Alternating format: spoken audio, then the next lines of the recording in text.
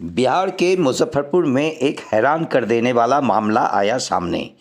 शादी के 10 दिन बाद दुल्हन ने कर दिया बड़ा कांड। ससुराल में प्रेमी संग हुई फरार। 10 लाख की संपत्ति लेकर हुई फरार। मारीपुर इलाके की घटना है। मुजफ्फरपुर में एक नए नवेली दुल्हन ने बड़ा कांड कर दिया। लुटेरी दुल्हन का हैरान कर देने वाला मामला सामने आया।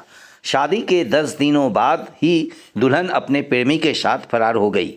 चोरी छुपे भागी दुल्हन ससुराल से करीब 8 लाख के गहने और 2 लाख रुपए नगद लेकर फरार हो गई। इसके बाद शादी की खुशियां गम में बदल गई। राहुल के घर में न कोई बहू के आने की खुशी थी, लेकिन वो खुशी उस वक्त चूर चूर हो गई जब शादी के सिर्फ 10 दिन बाद ही नई बहू अपने पति के सारे सपनों को तोड़ अपनी प्रेमी के साथ फरार हो गई। घटना मारीपुर इलाके की है। पीड़ित पति राहुल कुमार ने लुटेरी दुल्हन और उसके प्रेमी के खिलाफ काजी मोहम्मदपुर थाना में एक FIR दर्ज कराए हैं। पुलिस आरोपित दुल्हन और उसके प्रेमी वैशाली, जिनके राजापाकड़ गांव निवासी सत्यम कुमार का सुराग ढूंढ रही है।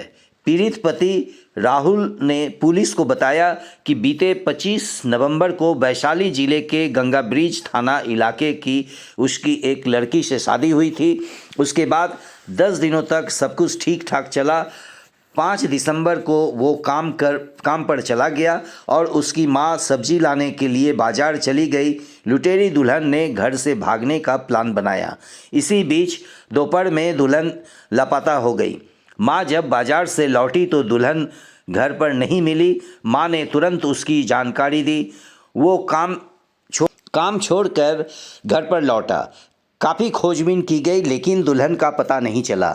घर में छानबीन हुई तो पता चला कि दुल्हन को जो शादी में गहने मिले थे वो तो साथ में ही ले गई। इसके साथ उसकी मां के गहने भी वो अपने साथ ले गई। अलमारी में रखे 2 लाख रुपए भी गायब है। राहुल ने पुलिस को बताया कि पहले उसकी पत्नी का दूसरे युवक से प्रेम संबंध था।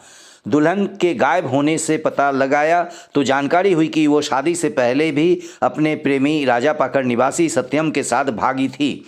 मायके वालों ने किसी तरह आपस लाने के बाद उसकी शादी कराई, लेकिन वो सत्यम से लगातार जुड़ी रही, फ़ोन पर संपर्क में थी।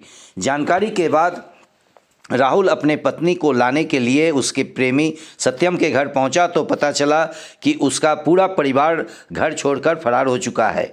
आरोपित को फ़ोन किया तो उसके साथ अभद्र व्यवहार कर धमकी दिया। वहां से लौटने के बाद राहुल ने